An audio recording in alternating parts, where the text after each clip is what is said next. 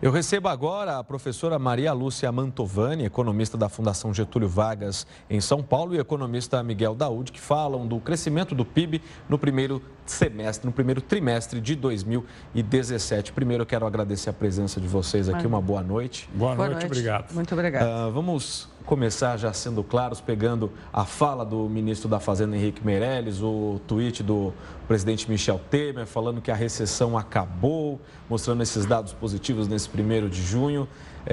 Miguel, realmente acabou? É para tudo isso mesmo? Não, de forma alguma. Eu acho que eles estavam falando de um PIB de um outro país. Por quê? O PIB realmente no primeiro trimestre cresceu 1%, né? A agropecuária cresceu 13%. A agropecuária tem uma sazonalidade.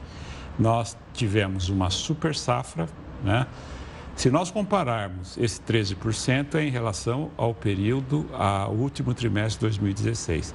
Se nós compararmos este trimestre com o primeiro trimestre de 2016, nós vamos ver que houve uma queda do PIB. É o trimestre em que nós temos as safras agrícolas. Em 2016, a safra foi menor. Então, é uma questão pontual e este ano, os próximos trimestres provavelmente serão negativos. Então, eu acho que esse crescimento de 1%, ele não vai se repetir e nós devemos fechar o ano com um PIB negativo. Por que eu digo isso? Porque existem outros indicadores... A gente vai comentar isso, Miguel, mas antes eu queria abrir para Maria Lúcia se ela concorda com a opinião do Miguel em relação ao não otimismo em relação à economia. Eu discordo. Eu acho que nós tivemos, de fato, um período muito difícil na economia brasileira, muito longo. E o que é importante nesse resultado, ainda que se leve em consideração o fato de nós termos uma presença muito grande, muito marcante do setor primário nesse resultado, o que é importante notar é que nós mudamos a direção. Tínhamos mudado, eu vou colocar em termos, porque nós temos que, infelizmente, acrescentar outros aspectos que não exatamente econômicos nessa análise. Mas o fato é que este resultado de 2017, do primeiro trimestre, ele está sinalizando, né, estaria até sinalizando com mais ênfase, se não fossem os acontecimentos políticos recentes, uma inversão mesmo de rota. É nesse sentido que eu discordo. É uma inversão de rota que daria ao país, provavelmente, em 2017, um resultado já não negativo, como estavam feitas todas as projeções, e em 2018 a economia ia surpreender muito, né? Esse é meu ponto de vista. Agora, o fato é que no dia 17 de março, com aquele vazamento de gravações feitas de forma ilegal... 17 de maio. De maio, desculpe, né? Porque a gravação foi dia 7 de março. Né? Este fato político que foi criado pode colocar em dúvida a manutenção desse resultado positivo da economia, ainda que se leve em consideração que o que pesou mais foi a agricultura, etc. Mas essa inversão, esse otimismo que estava tomando conta do país, né, eu espero que retome, evidentemente, porque eu gostaria que o país de fato crescesse, né, porque para os milhões de brasileiros é isso que interessa, como disse o ministro da Fazenda, esse otimismo, ele foi, num certo sentido, hoje há um ponto de exclamação, não se sabe o que vai acontecer. Né? Aproveitando o seu comentário, eu queria então perguntar para o Miguel até que ponto o fator Joesley Batista vai interferir nos próximos trimestres. Seria possível dizer que se nós não tivéssemos esse caso, a economia estaria num rumo certo de crescimento, como foi esse primeiro trimestre? Olha, o que move o crescimento? Eu acho que duas coisas, credibilidade e investimento. Vem a credibilidade, vem o investimento. O fato Joesley Batista, sem dúvida nenhuma, colocou o Michel Temer numa sinuca de bico.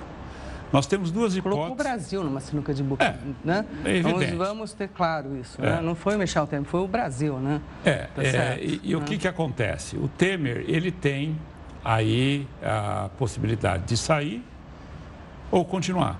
qualquer que seja a hipótese, ele é um presidente que já não tem mais condições de governar. Né? Ele tem também, né, Miguel? Tem uma popularidade muito baixa, ele não tem os instrumentos para que isso ocorra. Mas analisando do ponto de vista da economia... Agora eu vou analisar do ponto de vista do PIB. Quando nós analisamos neste PIB a formação bruta de capital físico, que é o item que mostra o investimento, ele continua caindo, né? Para que nós tenhamos um crescimento positivo, nós teríamos que ter no mínimo 16% de formação de bruto de capital físico. Ele vem caindo, ele está abaixo disso. Então, portanto, os dados mostram que a nossa economia não vai crescer, né, nesta velocidade. O Brasil, infelizmente, ele não tem as condições, né? Eu quero ser otimista, eu quero ser... eu sou brasileiro, eu acho que o Brasil, acima de tudo, em primeiro lugar, mas eu simplesmente não concordo, porque nós não temos um projeto. Qual que é o projeto do Temer?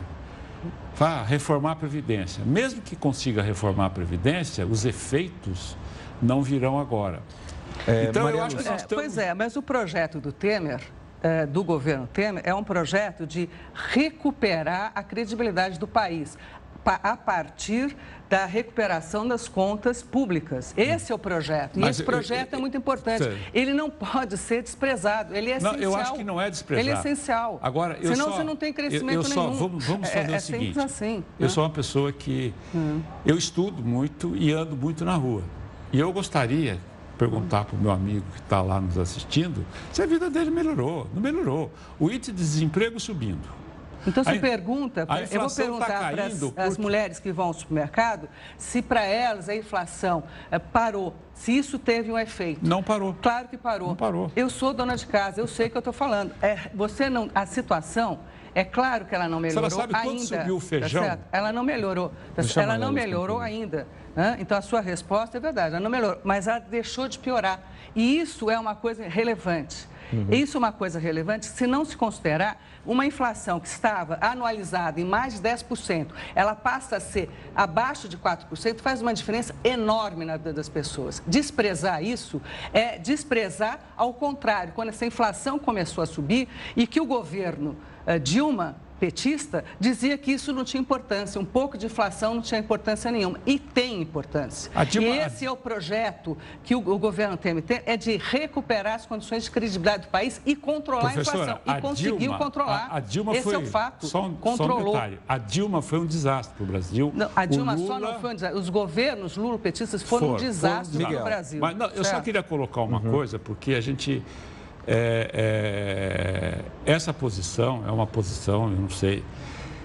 A inflação, o IPCA, ele é composto por 356 itens, divididos em alimentação, assim que se faz transporte, no índice de inflação. Tal, Essa maneira que se faz no índice de inflação. A média é esses 5%, 6%. Mas aí nós vamos pegar o feijão. Tá, então vamos pegar o índice de produtos de alimentícios. Era 25%. Quando subiu o feijão? Pois não. Subiu muito. Então, a dona de casa... Eu fui na padaria ontem, comprei 3 pãezinhos. Sabe quanto eu paguei? R$3.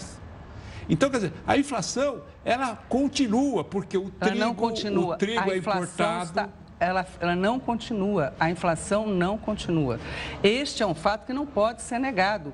O índice de inflação é uma média ponderada, é assim que se faz índice de inflação. Não é o preço do feijão. Por que o desemprego aumenta e inadimplência? O desemprego parou de aumentar no mês de abril. Para a gente continuar dando o andamento no nosso debate aqui, qual é a sua perspectiva para os próximos meses na economia? Você chegou a falar na sua primeira fala que não acredita que o PIB vai apresentar um número positivo no final do ano. É isso mesmo? Não acredito. Eu acho que a perspectiva é que nós vamos continuar com esse embate político. Esse embate político vai, sem dúvida nenhuma, tirar a expectativa que havia melhorado. Tirando essa expectativa, a gente vai ter continuidade Não digo de inflação, porque, pelo contrário, eu acho que quando você tem uma retração econômica, a inflação vai cair. Isso também não é verdade. Sabe que isso não é verdade? Em 2015, você teve uma retração de 3,6% e a inflação só aumentou. Você entendeu? Isso também não é verdade. Tá bom, então vamos.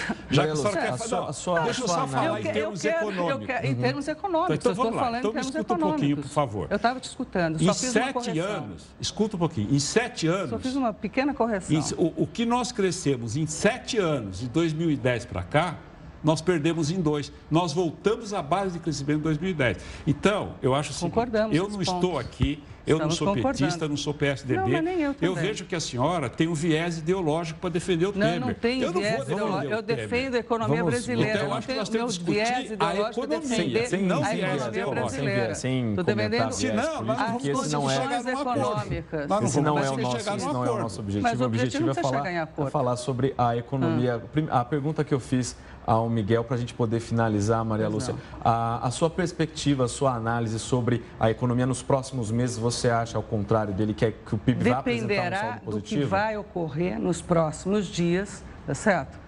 Nós temos uma indefinição do quadro político, ela era muito mais aguda 2 semanas atrás. Há 2 semanas atrás, gostaria de lembrar, vocês estão assistindo, nós estávamos às 4 da tarde, com todas as grandes redes, etc., já prontos para anunciar uma renúncia do presidente, que não ocorreu, tá certo? E esta situação ainda não está definida, né? Mas ela diminuiu a tensão, não sei se vai ser superado, tá certo? Não faço a menor ideia se vai ser superado, né? Mas o fato é o seguinte, que nós podemos ter um quadro menos grave se essa situação for superada e as reformas puderem voltar à pauta, que essa é uma questão importante, a flexibilização trabalhista, a reforma da Previdência, porque esse é o grande projeto de dar credibilidade ao governo, a começar das contas públicas e, em segundo lugar, dar de novo um respiro para a economia brasileira nos próximos 1 ano e meio. Agora,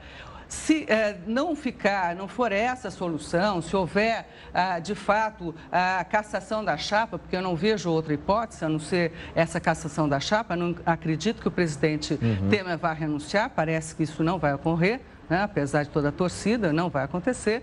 E o fato é que uma cassação da chapa abre-se, se caímos num vácuo, não sabemos o que vai acontecer.